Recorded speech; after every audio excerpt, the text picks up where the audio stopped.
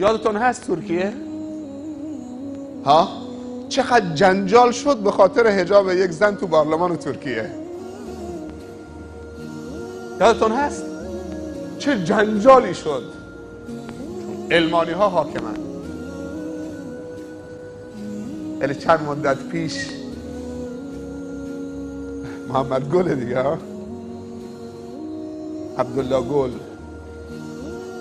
گل انتخاب شد به عنوان رئیس جمهور ترکیه. زنش با حجاب کامل، بانوی اون کشور، اولین زن اون کشور، زن رئیس جمهور با حجاب کامل کنار همسرش ایستاده بود. تلویزیون تعلیق نوشته بود پایین و جاء العثمانیون الجدد، عثمانی های جدید تو قالب جدید آمدن. عثمانی ها رو میشناسید؟ چند نفر میدونن عثمانی ها منظور کیه؟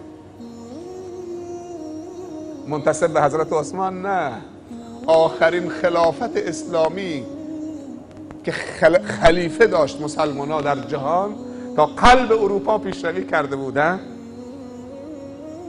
و اسپانیا و یونان و آلمان و بلعیدی بودن،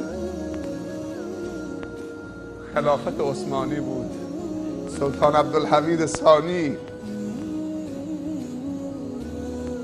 که صهیونیست رفتن که اراضی فلسطین و قدس رو ازش بخرن، گفت بهای این زمین ملک بابای من نیست، بهاش خونه، بهاش خونه ماست.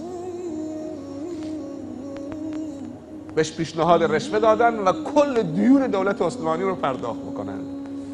نوشته بود که عثمانی های جدید در قالب جدید مدرن دوباره برگشتن.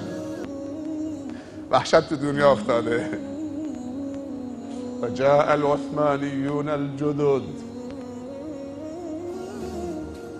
احزاب اسلامی برنده شدن، در ترکیه ریاست رو به دست گرفتن.